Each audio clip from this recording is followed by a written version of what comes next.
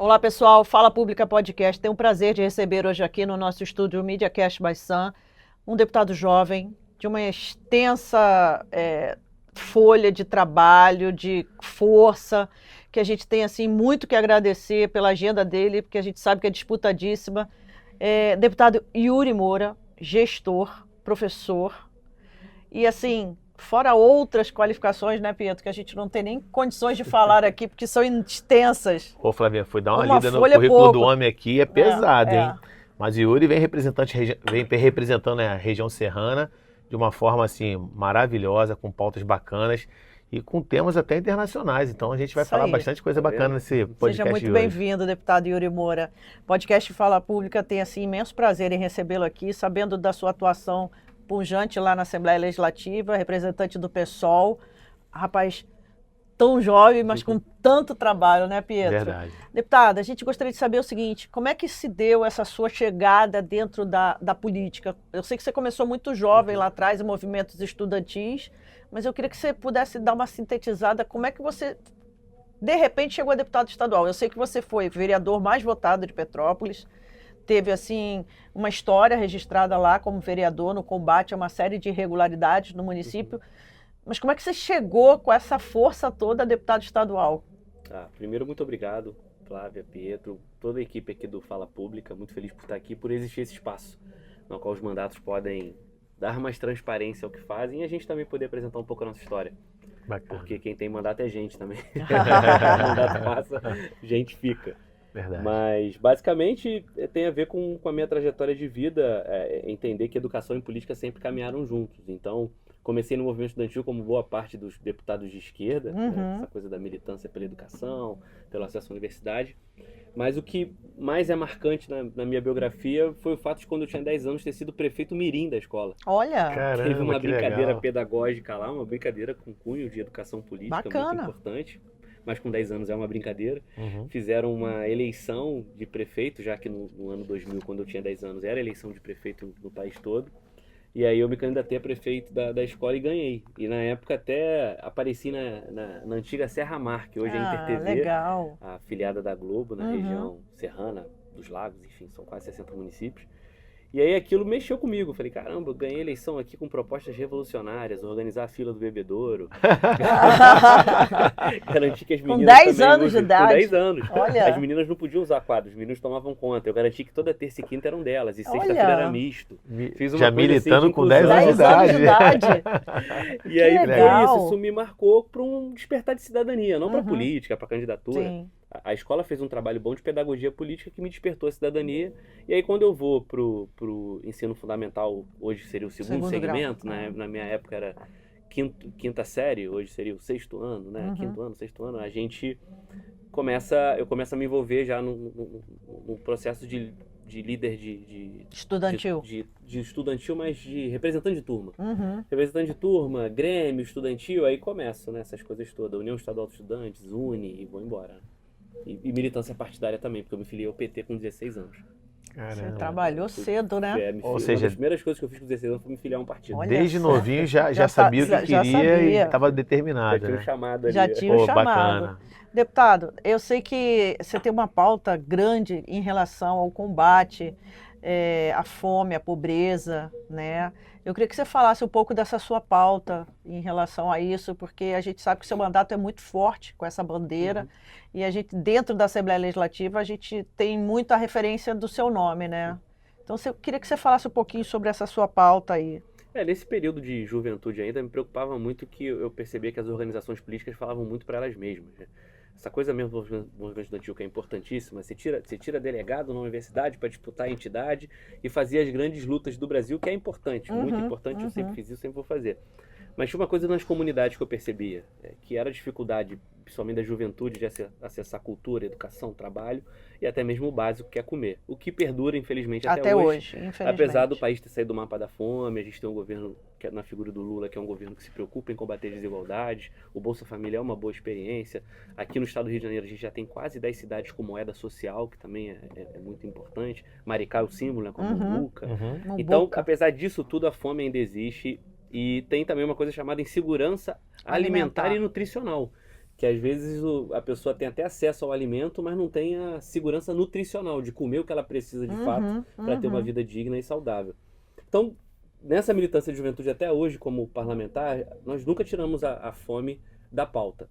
E aí nunca fez muito sentido para mim ver que igrejas, coletivos, movimentos sociais, associações de moradores fazem aquele trabalho de entregar cesta básica, de às vezes entregar sopa As para a população de ruas quentinhas e tal. Isso tudo chegou ao ponto do MTST, o Movimento dos Trabalhadores Sem Teto, criar as cozinhas solidárias na pandemia, que hoje é política pública. Falei, cara, não tem muito sentido a gente não aproveitar os equipamentos públicos para isso. E aí ainda vereador, naquele contexto de pandemia, tragédia, pandemia no Brasil todo, tragédia em Petrópolis, a gente fez a primeira experiência. Eu aprovei uma lei municipal que permitia o uso das cozinhas das escolas no tempo ocioso. Legal. Resgatando, assim, Darcy Ribeiro, Brizola, do entendimento de uma unidade de ensino, não só para o ensino formal, mas chamar a comunidade. Sim. E se a gente fala de comunidade, a gente também fala de fome, infelizmente. Sim. E aí deu certo, aprovei a lei enquanto vereador, fiz uma boa articulação com o Poder Executivo, com a Associação de Moradores, criei um cadastro de doadores, que era o Petrópolis Sem Fome. Eu tinha cerca de 30, 40 pessoas que doavam alguma coisa, um mantimento, faziam um pix direto para a Associação de Moradores, e a gente conseguiu manter por 3 meses na comunidade São João Batista, que é ali na Duarte da Silveira, foi um antigo lixão, essa parceria de todo domingo ter comida ali para a população. Para distribuir. Para distribuir. E fazendo o que a Cozinha Solidária do MTST já estava fazendo no Brasil, que é usar esse lugar de comer junto, que aí vem até o termo companheiro. Que é o cumpanes, que é compartilhar o pão, tá no latim, isso é até bíblico. Isso. Né? Então, assim, fala muita coisa. O pessoal pensa às vezes só o Lula falando companheiro. É muito legal, mas tem coisa. Tem um histórico. Tem um histórico, né? De chamar na mesa para dividir o pão e a gente começar a falar de outras coisas. Então, nas nossas cozinhas, assim como a Cozinha Solidária do MTST faz, a gente começou a falar de saúde bucal, começou a falar de violência contra a mulher, começou a falar de como se alimentar melhor, que não é só ficar comendo industrializado, não sei o que, aquela coisa toda, né, que você tem no mercado. E a gente viu que é uma tecnologia social importante. E por isso depois trouxe aqui para a LERJ. Isso. E a gente, possivelmente, até o final do ano, vai ter 2 experiências de colégios estaduais que vão abrir suas portas para a gente poder fazer esse trabalho. Já tive na Secretaria de Educação do Estado, conversei com a secretária Roberta, botei emenda parlamentar para isso, o negócio está andando. Pô, que legal. Eu acho legal, deputado, você falar sobre a cozinha solidária, porque as pessoas não conhecem esse tipo de aproximação da comunidade, né, escolar com a própria população. E é bacana você também trazer para dentro da Assembleia esse entendimento, porque poucos parlamentares também tinham acesso a isso, porque a gente vê um trabalho de entrega de comida, mas você não tem esse por trás, né? É muito fácil você pegar a cesta básica e distribuir, beijo, tchau, pode ir. Tira uma foto, dá um like, dá um like. E vai embora. E aí você criar esse programa dentro das escolas estaduais é um pioneirismo dentro do seu mandato, né? A gente pode dizer que você é um dos precursores dessa situação, né? Foi a primeira lei municipal. Foi a primeira lei de Petrópolis, né? Exatamente. Então, Flavinha, mas eu tenho reparado muito que, ultimamente, a sensibilidade para as pessoas, principalmente os moradores de rua, na questão de habitação, na questão de alimentação e de recolocação do mercado, tem sido muito pungente. A gente vê que, assim, principalmente a galera da esquerda, os deputados, os vereadores estão bem sensíveis a isso. Tem aqui o caso do Pop Rua ali na Central do Brasil, que hoje faz o atendimento a essa população. E assim, o Yuri, com essa pauta, vem trazendo um montão de novidade. E aí, falando sobre alimentação, eu já falei assim, cara, eu estava lendo um pouquinho do histórico do Yuri, ele fala muito sobre política de refúgios, né, climáticos.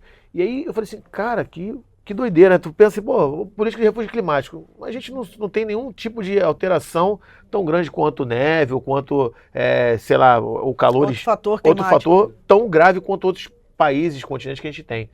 E aí eu fiquei assim, não, calma aí. Faz frio pra caramba, onde é que essas pessoas ficam? Faz calor pra caramba, quando chove alaga tudo.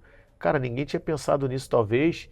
E como é que surgiu essa ideia aí, Yuri? Conta um pouquinho pra gente aí dessa instituição tua, desse projeto que, cara, eu achei muito bacana depois lendo a fundo. Porque se tu falar pra mim assim, eu falo assim, cara, é meio doideira. Tanta violência, tanta falta de educação. O cara pensou numa situação que realmente atinge a população de menos favorecida, né? Conta um pouquinho pra gente aí essa história aí. Como é que surgiu essa ideia tua? Até chegar a lei, né? Viu pela internet, acho que a primeira viajou. Coisa é essa perspectiva de entender que o equipamento público, ele não é só da administração pública. Ele tem uma função social, por isso que ele é público, e ele tem que ser apropriado pela comunidade. Então, quando a gente fala que uma cozinha de escola não tem que ser só para quem é da escola, tem que ser para a Perfeito. comunidade, a gente está ressignificando. O Porque conceito. isso tem a ver com isso aí. tudo, tem a ver, as pessoas reclamam de vandalismo, é um problema grave, falta de educação patrimonial e tal, mas se eu me sinto parte daquilo, eu não vou vandalizar aquilo, Claro. né? As pessoas Verdade. se preocupam com a falta de presença de pai e mãe ajudando nas escolas, mas a escola, por mais que a gente tenha muitas profissionais que fazem esse esforço, mas a estrutura escola em si, a administração, política pública, governo, não abre tanta escola para as pessoas. E a mesma coisa a gente pensou na questão climática, falou, ó, nós temos um monte de museu, de biblioteca, de repartição pública, pegar, sei lá, ali na Presidente Vargas, tem um Detran gigantão, tem a Biblioteca Parque, DR, tem um monte de prédio ali gigante que tem ar-condicionado, água, café distribuído para todo mundo que é usuário, trabalhador, banheiro limpo e recepção, funcionários que podem ser orientados à população de alguma maneira. E aí, quando eu tive a oportunidade de ter uma reunião com a ministra Olga Pané, que é a ministra da Saúde lá da Catalunha, foi uma missão que eu fiz em parceria com o Instituto de Formação Humanística e Tecnológica da UERJ, Pô, que legal. que é o IFHT, que faz esse trabalho de saúde, tecnologia, climático, ambiente. Eu tive uma reunião com ela para tratar das questões climáticas nas nossas cidades no estado do Rio de Janeiro. E aí, a primeira coisa que ela falou, você conhece os refúgios climáticos? Eu falei, já ouvi alguma coisa. Eu sei que tem aqui, tem em Paris. Aqui, no caso, lá era Barcelona. Aqui em Barcelona, Paris. No Brasil, Belo Horizonte está começando a tatear, mas não tem muita coisa consolidada. Ela falou, você tem que conhecer. Aí eu peguei o Google Maps, no centro de Barcelona, vi que tinham 150 clipezinho, PIN. Como é que é o nome? É PIN, né? Que fala do Google Maps aí. Falei, cara, o que é isso? Eu achei que eu ia achar um negócio super assim, né? Estrutura refúgio climático. Eu entrei, era uma galeria, pô. Uma galeria de arte e tinha um adesivo, ó, refúgio climático para calor extremo. Eles categorizam de acordo para que aquele lugar ali pode ajudar. Eu cheguei pro vigia, tinha um vigia lá, eu falei, aqui é o refúgio climático. Ele falou, eu falei, mas e como é que faço? Não, entra aí, senta aí, você tá com calor? Tava muito quente mesmo, fui em janeiro, pô, na Espanha. Ali, quentíssimo. Né? Quentíssimo, né? A Europa como um todo fica. E aí eu entrei, e aí eu cheguei pro cara, e o cara, boa tarde, pode ajudar? Eu falei, não, vim aqui pra sair um pouco do calor e tal. Ele, não, o banheiro tá ali, não sei o que, você fica à vontade, se sentir mal, me fala. E a gente chama os órgãos de saúde. Eu falei, cara, assim, tipo... Do nada. Já tá acostumado no cotidiano, tanto que tem 150. E não são só galerias e bibliotecas, prédios públicos, são também lojas voluntárias que falam, não, eu topo abrir. É recepcionar. Pô, mas Yuri, pra que serve isso? Serve de nada? Não, serve muito, porque a gente tem tido um aumento no número de mortes e de doenças, ainda mais em idosos, crianças e pessoas com doença crônica, por conta da influência de calor extremo, de frio extremo.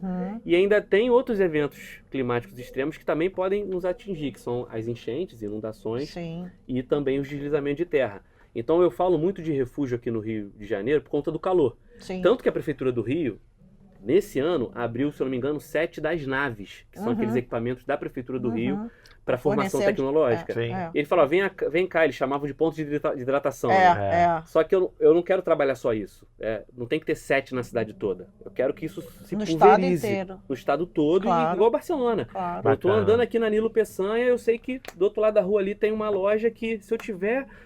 Eu sou uma idosa, eu tô passando um pouco mal calor, eu sei que eu vou poder sentar ali, vai ter água, vai ter banheiro e alguém... Ponto de apoio. Ponto de apoio, que é momentâneo, ele não chega nem a ser temporário. Porque, respondendo a tua pergunta, a Lei 12.608, que é a Lei do Sistema Nacional de Proteção e Defesa Civil, ela organiza muito bem a política pública para ponto de apoio e abrigamento em grandes catástrofes. Né? Que é aquela coisa, abre a escola para a pessoa sair de casa para a casa dela não cair. A casa dela não cair com ela dentro. E a política de atendimento à população em situação de rua atende isso também, quando tem as campanhas de inverno, para o povo que está na rua, está sem casa e tal. Então, essa situação de rua já tem uma dinâmica exclusiva, mas não existe nada para o convívio do cotidiano urbano para você, naquele momento, não desenvolver um quadro grave. Então, a ideia é essa. E eu estou muito animado, porque já tenho conversado com o nosso presidente Rodrigo Bacelar, da Assembleia Legislativa, da Alerj ser o primeiro refúgio climático. Olha, que bacana. E aí a gente vai ser uma referência no estado, né? Vai ser uma referência. E eu acho, muito animado. Eu acho que é uma animação que vale a pena a gente compartilhar, Yuri, porque é o seguinte... Ninguém sabe o conceito real de refúgio climático. Porque quando você fala refúgio, as pessoas já pensam logo, vão se esconder ali e tal. Terrorismo. Mas refúgio climático, o que é isso? E é uma ideia que você trouxe, ela muito bem desenvolvida, né? Porque você teve essa experiência lá internacional, já funciona em outros países, e por que no Rio de Janeiro não ser implementado? E ninguém nunca pensou, como o Pietro disse. A gente pensa em educação, a gente pensa em saúde, em tudo, mas em clima, que é hoje um dos piores assim, índices de morte, como você disse, o calor extremo que está fazendo aí insuportável até para quem já está acostumado no Rio de Janeiro, né, Pedro? É uma questão muito cultural, né? A gente vê que os outros países eles se previnem, eles já se antecipam a vários fatores que já acontecem naturalmente todo ano. E a gente aqui só fica trabalhando novamente na emergência, né? Aconteceu, a gente faz, aconteceu, a gente faz. Então, assim, mais um caso, a gente teve aqui com o Lauro Boto, falando sobre justamente plano de contingência, Defesa civil, e assim, os municípios não têm um planejamento para esse tipo de trabalho. Talvez Petrópolis tenha por conta do que já passou. Não, eu te falo os dados. Como eu coordeno a Frente Parlamentar de Prevenção de Tragédias... É isso Tragédias, que eu ia falar. Eu ia chegar lá e já se antecipou. 18 dos 92 municípios só tinham um plano de contingência para chuva. Pois é. Eu queria saber como é que você montou esse relatório. Porque a gente deu uma estudada nesse assunto antes, porque nós tivemos, como o Pietro disse, o Lauro Boto. E a minha preocupação, quando eu li a respeito desse seu relatório da Frente Parlamentar, me preocupou muito, porque 18 municípios só, né, que você disse, num estado com 92, quer dizer, uma defasagem muito grande, nem 50% dos municípios possuem. E 18, se você for parar para pensar e ver a relação deles, todos já sofreram algum tipo de tragédia. Porque os que não sofreram não se manifestaram para fazer. E assim, ó, acham que não vai acontecer. A gente pega Petrópolis, região serrana, a gente pega São José do Vale do Rio Preto, que teve uma enchente no Rio que quase acabou a cidade. A gente pega o centro do Rio mesmo, Itaperuna. Todos já passaram por uma situação dessa. E assim, alguns que já até passaram não fizeram, ou não fazem, não se preocupam. E aí, trabalhar dessa forma, tentando se prevenir ao que pode acontecer, é uma forma muito inteligente que a gente devia criar como um hábito. E eu estava falando da questão cultural, porque assim, quando fala de refúgio, a primeira coisa que me vem é a questão de atentado, são os bunkers, né? Que a gente pensa. E se a gente consegue implementar uma política pública de refúgio climático, de informar, de conscientizar as pessoas, isso com certeza vai diminuir muito. Quantas vezes a gente não se depara num calçadão de alguma cidade, a gente dando uma volta, e uma pessoa passando mal, alguém abanando, ou no momento realmente de chuva, não tendo para onde ir, você vendo a pessoa ter que passar no meio da rua para poder ir embora. Tem que ter um lugar exatamente. Mais andar que perfeito. esteja acessível e indicando. Assim. Sim. Ó, se começar a chover, algumas cidades têm isso, Petrópolis tem. Se começar a água bater tal ponto, nível. Suba essa rua aqui que a água não chega. Ah, que legal. Isso tinha que ter em todo lugar, pô. No centro do Rio não tem isso, deveria ter. Não tem um mapeamento. Na minha cidade morreu o Gabriel, Vila Real morreu dentro do ônibus. Isso. Ele não tentando só ele, pular. Muitas pessoas, mas o Gabriel ficou muito no simbolismo porque tentou pular e tentou salvar as pessoas, mesmo sem saber nadar. E ele morreu dentro do ônibus por isso, porque ninguém tinha uma orientação de que se a água começasse a bater até certo ponto do ônibus, tinha que sair dali. E não tinha nenhum ponto ali referenciado para isso. O porteiro lá de um condomínio jogou a corda e a corda arrebentou. Um problemaço. Então. Yuri, fala para mim um pouquinho dessa frente parlamentar. A frente foi justamente sobre isso. Assim como a gente fala que na questão do refúgio climático é importante ter prevenção e preparo, que são coisas importantes na concepção de defesa civil e proteção, a gente precisa também ter isso na prevenção de tragédias, porque a própria Assembleia ajudou muito Petrópolis em 2022, eu nem estava aqui, doou 30 milhões na gestão do presidente André Siciliano. A gente vira e mexe tem CPIs que olham os gastos valores transferidos para os lugares que foram atingidos por tragédia. Isso tudo é importante, mas eu não quero que tragédia aconteça. Né? Então, a gente propôs, assim que eu cheguei na Assembleia, o primeiro organismo da história da LERJ de prevenção a desastre socioambiental. Porque todas as outras comissões, frentes, elas vinham depois da tragédia. E aí eu falei, como é que eu posso fazer isso? Eu não sou executivo.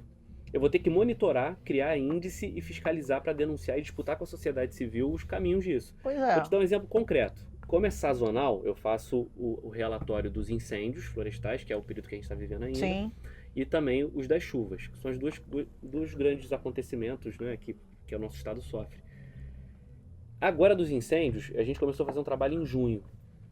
Chegou virada de agosto ia ser e ainda foi o mês mais quente desse período de vulnerabilidade à seca. Aí a Globo começou a falar sobre isso, a imprensa começou a falar isso, eu estava com o relatório pronto, joguei o relatório. Aí eu joguei a bomba, falei, o Estado, não estou falando de município, o governo do Estado não tinha um plano de contingência divulgado sobre incêndios florestais. O Estado. Isso! Aí eu divulguei aquilo, mostrei, caiu como uma bomba. Como uma bomba. 3 dias depois eles colocaram o plano relatório de contingência no site. Só que qual é o problema? Eu tô feliz? Não. Porque o plano de contingência, como o Boto deve ter dito aqui, tinha que estar pronto e ele tem que ser dialogado com a sociedade. Eu preciso pegar aquele plano, construir lá com o agricultor familiar, falar, meu amigo, você tem acero? Não tem? Amigo, você não pode tacar fogo. E nas comunidades que estão ali limítrofes, na zona de amortecimento das unidades de conservação, dos parques, nas reservas biológicas, falar, meus amigos, ó, vocês moram muito perto de uma mata, que é importante para o nosso futuro. Você não pode tacar fogo no lixo. Como aconteceu em Araras, em Petrópolis, o cara tacou fogo no carro para ganhar um seguro. Isso. Pô, Lambeu nós incêndios, foi até secretário, um negócio gigantesco, assim, ficou queimando quase um mês. Doideira. E como é que estão os brigadistas com isso? Treinamento desses brigadistas. Tem brigadista também voluntário, as pessoas foram treinadas. Então não adianta só porque eu cobrei jogar um documento no site. Eu preciso que aquilo ali a sociedade absorva para poder se preparar. E de novo a gente viu que nem o Estado tem feito a parte dele.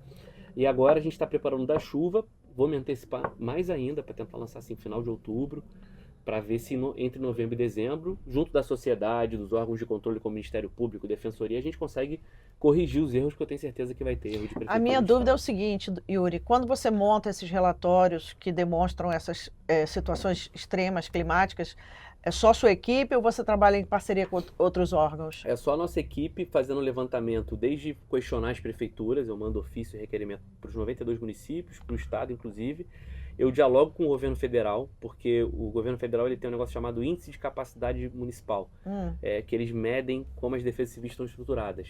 Isso sempre é importante. Se tem viatura, se não tem, se tem plano de contingência.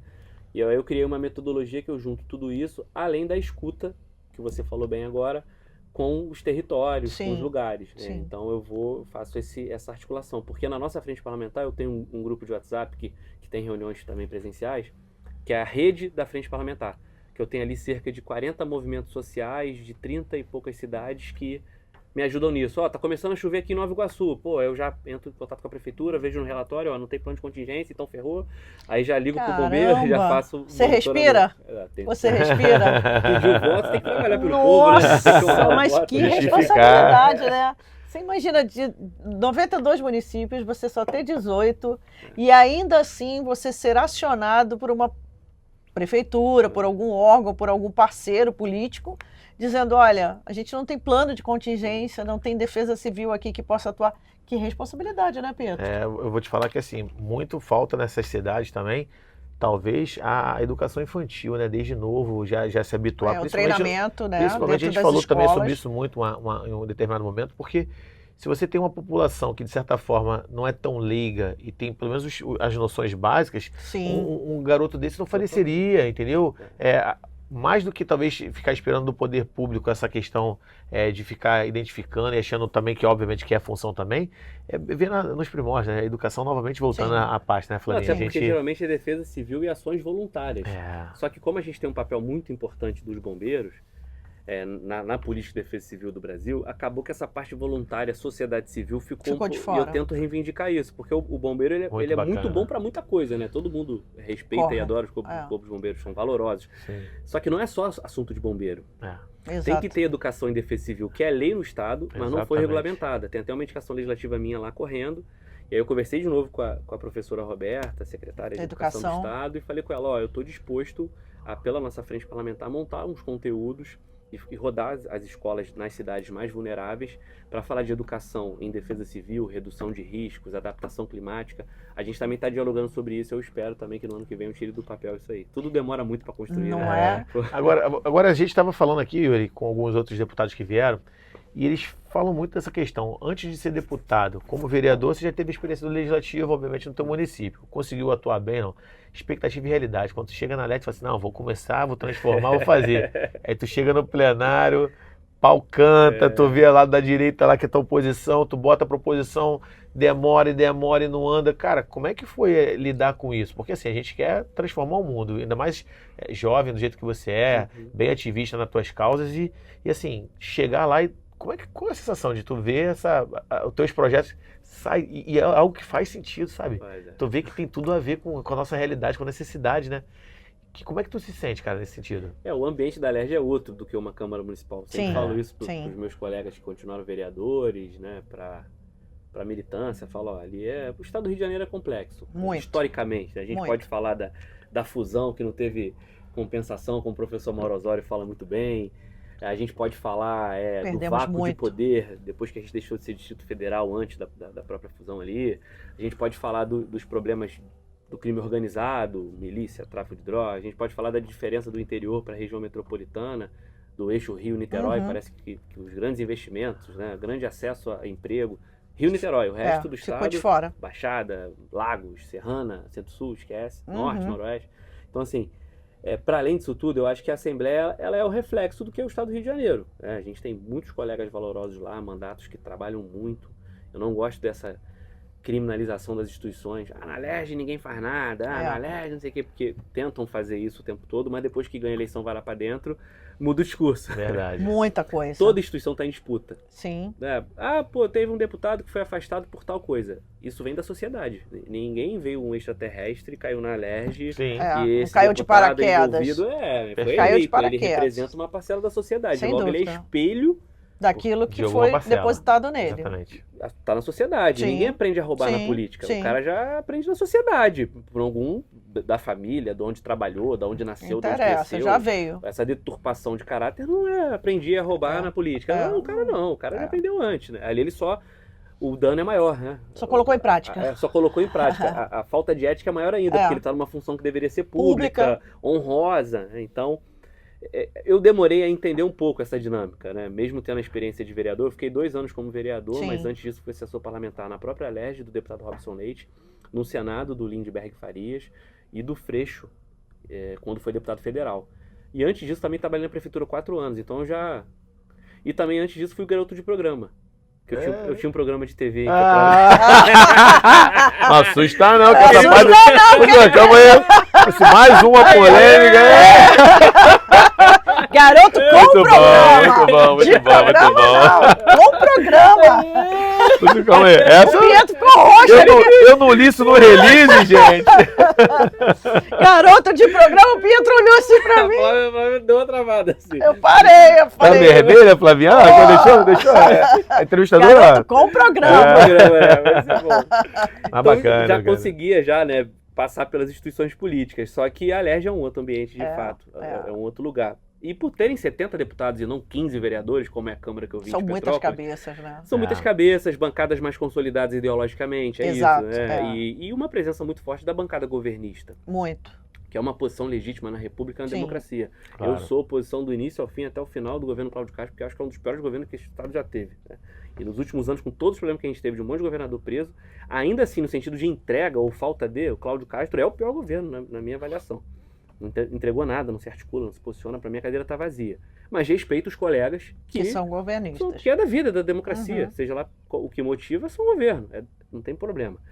E aí foi difícil conseguir reatar essas relações, porque às vezes as pessoas esquecem que são pessoas. Sim, Exatamente. As pessoas que estão fora esquecem que dentro são pessoas também. É. Então você gera uma relação de afeto com um colega, você às vezes se distancia do outro, porque não bateu muito o santo ali. uhum. Às vezes o plenário tem um debate ideológico muito forte, político, de verdade.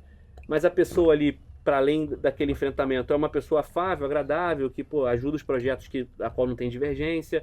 Então eu demorei um aninho para entender o ambiente, assim. Saí do imagino, pancadeiro de plenário que eu estava todo dia Aham. É. e que estou disposto a fazer quando for necessário, porque faz parte do Faz processo parte. político, até assumir a liderança do PSOL sendo marcado por uma pessoa que tem um diálogo maior até do Sim. que o partido é taxado. Uhum. Né? O partido sempre foi muito taxado que não dialoga, que é sectário. É.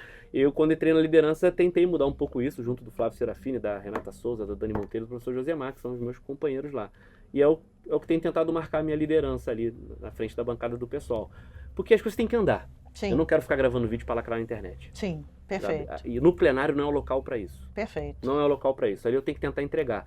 Então, eu jamais conseguiria aprovar um refúgio climático Sem se eu que não você conseguisse tivesse- ter trânsito. Isso aí, Jamais é isso conseguiria aí. aprovar Não. cozinhas solidárias. Solidário, nas Perfeito, escolas. isso aí. Se eu não conhe- Até porque o próprio governador que eu sou oposição sancionou a lei dos refúgios climáticos. Muito eu bacana. consegui Pois convencer o governo que eu sou oposição.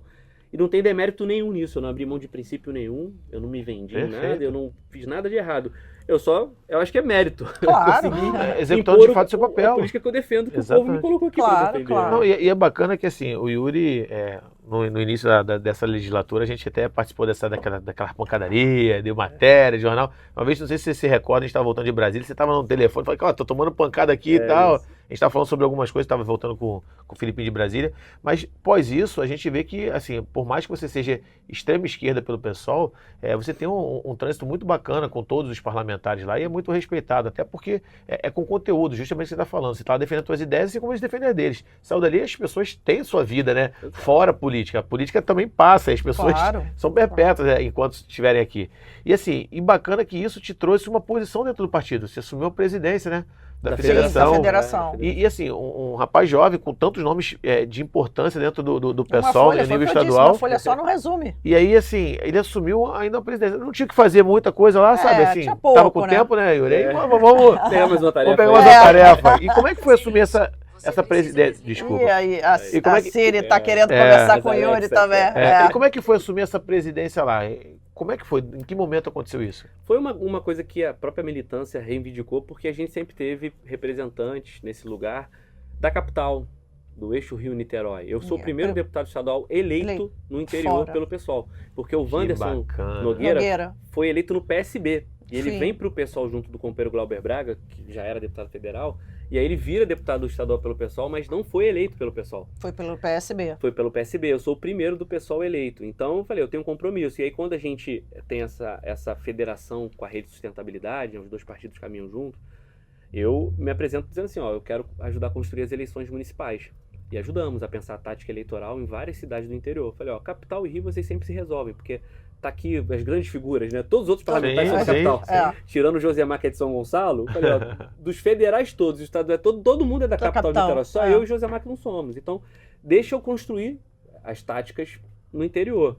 E deu certo, assim, a gente não consegue, a gente conseguiu reeleger a Júlia Casamasso em Petrópolis, que era o nosso grande objetivo, porque ela virou vereadora por ser minha suplente quando eu viro deputado. Pô, que legal. Então a gente tinha um desafio de reeleger de fato. E a gente elegeu e quase fez a segunda, foi por menos de 100 votos. Nossa! Caramba. Que é, inclusive, uma assessora minha, Dani Brum, que tem uma atuação no feminismo, nas redes sociais também, trabalho de base. Então, e ao mesmo tempo, a gente conseguiu estruturar diretórios da rede e fortalecer diretórios do PSOL no estado todo. Não, essa ideia de assim, ó... Nessa mesma eleição, você também Fui pro conseguiu... segundo turno. Foi pro segundo turno. Pois é, foi a primeira vez que Só você... eu e o Boulos no Brasil todo. No Brasil todo, exatamente. Caramba. Foi a primeira vez que o pessoal Que legal. consegue botar duas capitais como segundo turno, tendo a máquina na mão. E não foi nem capital, né? Porque Petrópolis não é capital. Não, Dois não, municípios. Perdão, 2 municípios, desculpa. 2 municípios com a máquina na mão. Exatamente. A gente Você venceu do prefeito. Exato. Tirei o prefeito. Você tirou o prefeito do segundo tá com a turno. máquina, é outra estrutura de campanha, é outro tamanho. Respeita a história de todo mundo. Péssimo governo que ele fez, por isso que a gente... é do PSB, tá no mesmo campo. Se é mal pra cidade, pode ser do mesmo campo, pode ser parente, não tá errado. A gente se posicionou dessa forma, né? Sim. E o povo reconheceu, porque eu fui pro segundo turno, ele não. Então, E foi uma batalha, foi uma batalha grande, né, Yuri? Foi muito disputada. Fake news pra caramba. Muita coisa. E falaram que eu ia botar banheiro unissex, não sei aonde. Aí falaram que eu ia incentivar a criança a mudar de sexo, as coisas assim. Uma operação de resignação de sexo, que você nem vê isso, assim, não vou nem falar da minha história, né? Pô, sou pai, não sei o quê. Precisa nem falar. Não precisa nem falar isso. Me mostra onde está escrito isso no PSOL. Que a política não, porque não é você, é o partido. Mas aonde está escrito isso? Que tem que vai mudar banheiro, escola? Não tem. A gente sabe, o Yuri, que ser esquerda hoje no país é complicado. É difícil porque a gente já falava lá atrás, em 2018, da criação das milícias digitais e isso se propagou. E estão aí, né, refletindo hoje, as responsabilidades estão sendo apuradas, mas dentro de uma eleição ela causa um prejuízo enorme, né? Totalmente, porque até responder, você tem um tempo ali que de repente não dá o suficiente para você chegar até próximo da eleição. Principalmente hoje que as redes sociais influenciam 100%. diretamente numa proporção absurda. Eu sofri racismo religioso, eu não sou negro, não sofro racismo, claro, mas racismo religioso por eu ser um bandista, sofro. Sim. E teve uma senhora que me parou na rua e falou assim, eu não vou te votar em você não, porque eu recebi um vídeo no Zap que você vai acender vela pro diabo toda sexta-feira. Olha! Caramba. Na prefeitura. Olha! Eu falei, minha senhora, minha religião nem acredita no diabo. Vamos começar por aí. Vamos voltar, vamos começar de novo. Vamos falar de novo, assim, não existe diabo pra gente, assim. Não, mas você fez um negócio lá na Câmara quando você era vereador. Eu fiz uma audiência pública e tá assim, no vídeo, depois eu recebi o vídeo que ela falou, tá assim, audiência pública contra a intolerância religiosa. O que eu fiz dessa audiência pública? Eu convidei, né, como quem sofre intolerância majoritariamente? O povo do santo, né? Sim. Candomblecista, Os macumbeiros, né? Macumbeiro, Popularmente vamos falar o isso pé da aí. letra, os macumbeiros. É isso aí. Todo mundo, olha só, olha a estética do negócio. Todo mundo de branco, 2 atabaques e, vamos abrir aqui audiência pública, legal, pela paz, pela não sei o que, é esse o tom do negócio. Conseguiram inventar e convencer a senhora de que, Caravela. que eu iria, aquilo na Câmara, que uma audiência pública contra a intolerância religiosa, Meu viraria Deus. um prefeito que tem pacto com o diabo, acender vela pro demônio toda sexta-feira. Eu falei, gente, é duro, né? nós Não consegui convencê-la. Ela saiu dali pensando assim, esse garoto é uma boa pessoa, não senti nada de ruim com ele, né? Mas ele não tá tem me Mas nada não vou com o diabo, votar por causa mas não disso. vou né? votar porque, né, já recebi nós um vídeo temos lá no histórias. da igreja, não sei o Nós que. temos histórias até de principalmente- pessoas de grande relevância política aqui no nosso estado, em São Gonçalo, inclusive, É verdade. que sofreu intolerância religiosa Perdeu e perdeu a a eleição eleição por causa disso, É. porque 24 horas antes se espalharam cartazes, né, em todo o município com fotos montadas, não tinha nem na época o WhatsApp, era Verdade. panfletos e acabou. Como é que cata isso na rua? Como né, é que na você madrugada? cata na madrugada? Não, E não- foi não difícil. aprofundou nada. A gente teve o vereador Aja Luz de Nova Iguaçu, que hoje ele é líder da comissão lá de assuntos religiosos, e ele é representante da Universal, pastor e assim, coordenou igrejas grandes demais, fervoroso, como a gente fala lá em Nova Iguaçu. Mas que fez uma audiência pública lá também, que chamou os umbandistas, os candomblecistas, chamou todo, porque ele representa de fato isso. E assim, E ele é presidente da Comissão de Intolerância Religiosa. então, assim, a gente, quando ele teve essa atitude lá na Nova Iguaçu, muita gente estranhou e falou assim, calma aí. Até porque o pessoal da Universal, eles são bem metódicos, muita coisa. Sim. E quando você pega um parlamentar que tem a sua religião e, de fato, assim, respeita todas as outras, provavelmente essa senhora devia ser uma conservadora do interior, tradicional, Sim. católica, que geralmente parte muito dessa questão dessa questão do preconceito por conta de ser interior.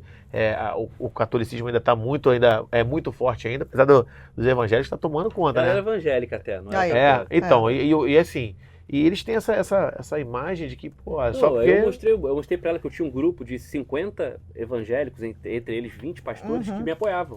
Falei, tu acha que eles vão apoiar alguém que Tá com o diabo? Não Pode, É não pode. complicado, né? Não Mas pode. é isso. Faz parte da política. E também minha Yuri? campanha, assim, você pegar fundo eleitoral, recurso, a minha campanha é isso, os É, caras eram isso. E vamos ser honestos, no Brasil isso faz uma diferença do caramba. Muita no Brasil e no diferença. mundo, né? Muita Estrutura de diferença. campanha, mais gente na rua, mais material, mais impulsionado, que é caro na internet pra caramba. Muita então, coisa. pô, Yuri, eu queria que você falasse das propostas do seu mandato para frente. O que você pretende implementar ainda? Tem caravana das cidades? Isso, já fui em 32 cidades. Isso. Nosso objetivo no primeiro mandato era tentar chegar a 50%, então tô bem perto nisso. Acho que nesse, pelo menos um ano e pouco que a gente tem aí de primeiro mandato, vamos conseguir atingir.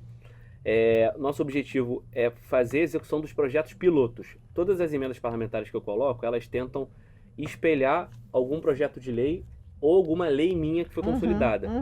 Um exemplo, vamos apresentar as emendas parlamentares agora para o ano que vem. Estão chegando aqui as peças orçamentárias na LERJ. Eu vou já tentar colocar no orçamento do Estado e nas emendas parlamentares recurso pré-definido para isso. Assim como para as cozinhas solidárias.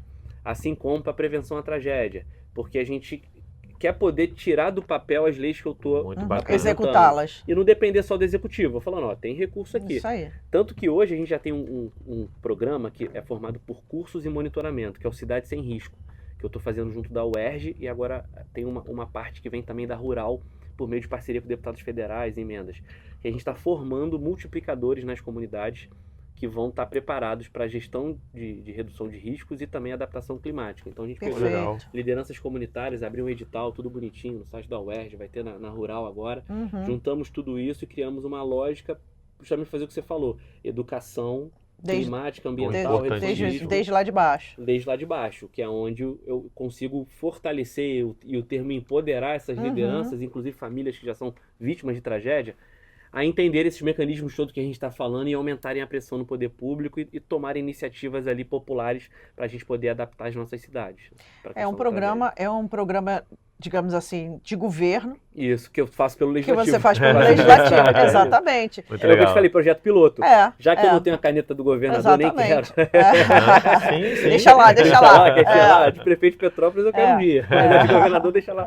Tem uma fila aí.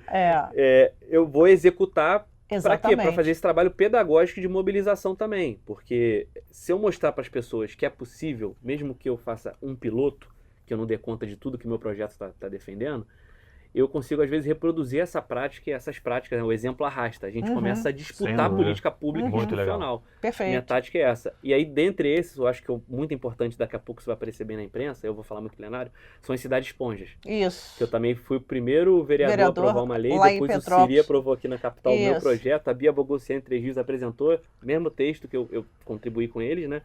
E aí, o que eu estou fazendo? A gente está fazendo uma parceria com a CAL, né, dos arquitetos e urbanistas, e também com outros movimentos que trabalham com habitação de interesse social, universidade também. Eu vou pegar uns 3 bairros, não só em Petrópolis, mas principalmente na minha região serrana, Centro-Sul Fluminense, e a gente vai fazer jardins filtrantes, vai fazer intervenções nas comunidades para mostrar para os prefeitos Que é possível. Cidade esponja dá para fazer. Que legal. Nós já temos exemplos lá fora, né? Alguns países já fazem isso há muitos anos. E eu acho que o Brasil, a gente tem grande potencial para desenvolver projetos dessa alçada. O problema são as políticas públicas que não são implementadas ou que muitas vezes ficam no papel e morrem no meio do caminho, né? O cara quer botar asfalto na Exatamente. comunidade. O cara quer É mais asfaltar aqui fácil. tudo aqui, É não mais tem bueiro, fácil. não tem boca de lobo, não tem um jardim que reter a água, e dá inundação. Para quem não conhece o conceito da esponja, é isso, é parar de brigar com a chuva. Isso. Deixar a água absorver, para ela não empoçar, não alagar, não inundar, e ela correr com menos tempo para o rio, o que também vai ajudar a não ter enchente, inundação e todo o prejuízo. A Praça da Bandeira, aqueles bolsões lá que foram feitos lá, eles se enquadrariam talvez nessa... Não, eles são de São de macrodrenagem, macrodrenagem. de engenharia, Esses seriam de...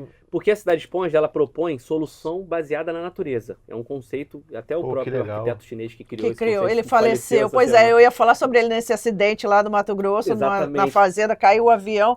Ele tinha dado uma entrevista há pouco tempo falando com É aquele isso. repórter da Globo da cidade esponja lá no Japão, né? Exatamente, da China. Da China. É China. exatamente isso. Ele veio aqui pro Brasil para Estudar. É muito simples. Se eu botar teto verde nos prédios, ou seja, jardins em cima lá, eu ajudo não só na purificação do ar, como também na temperatura do prédio Reduz. e da cidade, como a gente falou, de extremo calor. E ao mesmo tempo, a água da chuva que ia descer na calha direto para ir para as manilhas e jogar no rio, ela vai demorar a descer, porque Bacana. você Vai tem filtrar. terra, Uhum. filtro de árvore, de jardim. Ainda mais hoje que as cidades hoje são todas de concreto, né? Ferro e concreto. A gente não vê mais... Eu não tenho mais um terreno, um centro desse urbano disponível que... Quando tem, que sei lá, faça. até o buraco do Lume agora, a gente vai ter uma manifestação daqui a pouco ali, querem meter um espigão no buraco do Lume. Tem uma briga ali política com a prefeitura, que ela tem uma derrubada ali em frente, né? Que ela quer fazer dessa área toda uma área comercial Com habitação, com habitação lixo, e nós estamos enfrentando um problema muito sério também, Yuri, que você também é uma pauta sobre habitação, né? A gente tem um problema muito sério de ausência de casas para famílias de grande vulnerabilidade, né? É uma das situações também que você atua dentro do teu mandato, né? Queria que você falasse um pouquinho sobre isso, sobre esse pessoal que está lutando por moradia. Não, é um absurdo, porque é o desdobramento de tudo que a gente está falando aqui, crise climática, ambiental, tragédia, além da desigualdade social, de pessoas que realmente estão no déficit habitacional porque não conseguem pagar aluguel e ou vão para a rua, ou vão morar em lugar de risco, tentam construir, ou vão morar na casa de parente, aquele problema todo. Hoje o Rio de Janeiro não tem política de habitação. E isso não é um problema só do Rio de Janeiro, é um problema de vários estados e municípios, porque a gente basicamente depende do Minha Casa Minha Vida, né? O governo do estado aqui, na própria gestão do Cláudio Castro, já apresentou 3 vezes o programa. O programa Casa da Gente, o programa não sei o quê, e não entregou uma habitação. Só promete que vai entregar quando vem o governo federal e fala, vou fazer o Minha Casa Minha Vida. Só que o Minha Casa Minha Vida tem um problema grave. Eu fiz audiência pública junto do Caiado, da Minha Casa Minha Vida, porque a gente quer adaptar algumas leis estaduais para poder receber os empreendimentos. Mas assim, o Minha Casa Minha Vida hoje, ele atinge mais a construção civil do que as famílias que precisam de moradia. Exatamente. Porque os faixa 3, 4, que são aquelas faixas para financiamento habitacional pela Caixa, de pessoas que têm condições de comprar uma casa, eles saem rápido. Para as pessoas que são vítimas de remoção, tragédia ou déficit habitacional, não sai muito, assim. E quando sai, nós temos o problema da retomada pela milícia, né? Fora isso, como aconteceu em Maricá, como aconteceu aqui na cidade do Rio, como acontece na Baixada Fluminense. Então, assim, você vê... E entregues com muitos problemas. O único que foi entregue em Petrópolis, que era de 2011, da chuva, e foi entregue em 2017, eu, como vereador, fiscalizei e mostrei que o prédio podia pegar fogo. Nossa! Aí a Caixa teve que, junto da empresa que administra, ir lá refazer a obra, porque o prédio tinha laudos de que poderia pegar fogo. Ou seja, as famílias estavam esperando desde 2011 e receberam em 2017, foi isso. 6 anos depois. 6 anos depois. E ainda não cheio de entraram. problema. E aí depois o pessoal vende, porque assim, esse modelo, ele faz parte de muitas soluções de habitação, mas não vai dar conta. Não tem condição. O que a gente defende, aí vem a luta, é assistência técnica de habitação de interesse social, que são as ATIs. Os arquitetos e urbanistas defendem muito isso. E eu vou te falar a vida como ela é. Dos 15 mil laudos quase que a gente teve de interdição na chuva de 2022 em Petrópolis, ou seja, pessoas que saíram de casa, porque a Defesa Civil falou assim, ó, tá interditado, vai cair, você tinha ali quase 75% de casas que, se recebessem algum tipo de melhoria, conseguiriam se manter. Se tornaria habitável. Nossa. Nesse ano, só morreu, só não, né? Já toda a vida é muito pesada, né? Mas a gente teve 2 mortes na chuva desse ano em Petrópolis, se eu não me engano, acho que foram 2. E é muito marcante porque foi um pai que morreu abraçado com a filha no bairro Alto Dependência. Um desmoronamento. Um desmoronamento, deslizamento de terra. E aí o que perceberam? Que aquela casa que foi construída, que ele morava de aluguel, a pessoa que construiu não fez a sapata. Não fez a fundação. Não, a saída de esgoto. E aí jogava no morro. E aí veio uma chuva forte, o morro já estava solapado, com material orgânico, e ele nem sabia, né? Aí você vê, se dos 15 mil laudos de interdição, 75% eram essas questões, pequeno muro de contenção, uma sapata reforçada, um esgoto. Saída de esgoto. Isso é muito mais barato do que ficar pagando aluguel social, que inclusive eu sou autor da lei do aluguel social em Petrópolis, da nova lei do aluguel social que abarcou 4 mil famílias, então é uma política que deveria ser temporária. E está permanente. Está permanente. Ninguém sai. E é muito mais barato ainda do que os empreendimentos do Minha Casa Minha Vida, que são de 180 milhões, 200 milhões. E que não sai. Não sai do papel. Não sai do papel. Se a gente tivesse um trabalho sério, vamos fazer um mapeamento das casas. Eu lá, prefeito de Petrópolis, a gente tem hoje cerca de 70 mil pessoas morando no risco em Petrópolis. É o que falou. 70 mil? Caramba! Nossa! Aí é tranquilamente 1/4 da cidade, né? É isso que eu ia falar, é quase praticamente metade, mais um pouquinho daquele povo que está lá, né? Pelo menos 70 mil, que é o que o último plano municipal de redução de risco fala. Cara, isso é muito sério.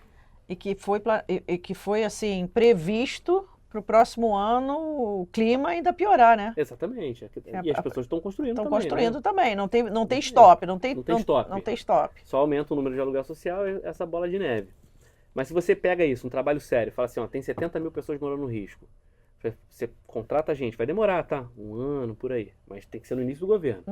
E você vê, dessas 70 mil unidades, 70 mil pessoas, vamos botar aí 30 mil casas. Dessas 30 mil casas, 10 mil eu consigo fazer ATIs. Bacana. 10 mil eu vou ter que remover. Tô dando exemplo de número, né?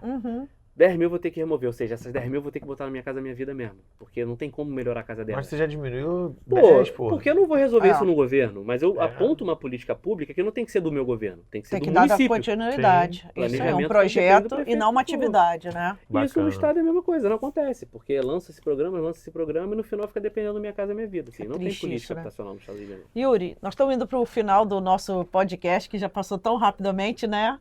E eu queria que você dissesse para a gente o seguinte: o que o Yuri de hoje, esse rapaz tão, assim, como é que a gente pode dizer, tão para frente, tão forte, tão bacana, diria para o Yuri lá atrás, quando começou na política aos 16 anos? Ou quando começou aos 10 anos, como prefeito da Mirim. escola, né? O que você diria para ele? Se você pudesse olhar para ele hoje, o que você diria? Nem tudo vai ser como você pensa que é, mas você tem que continuar. Não pare. É no andar da carruagem que as abóboras se ajeitam.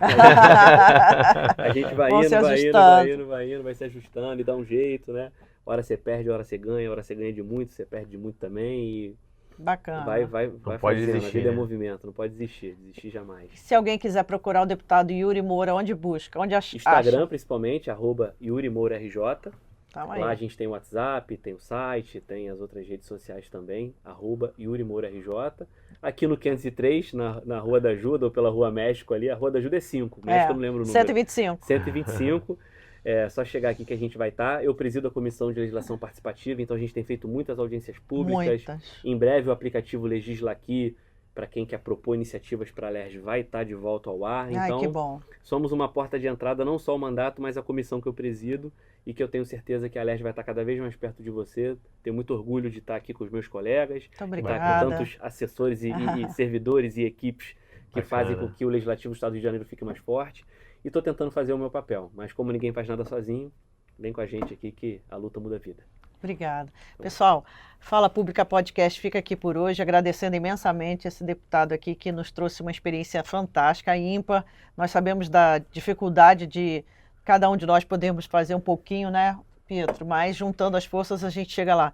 Instagram, Fala Pública Podcast, YouTube, e aguardem, né, Pietro? Na próxima semana, grandes convidados estarão por aqui. Até a próxima, pessoal.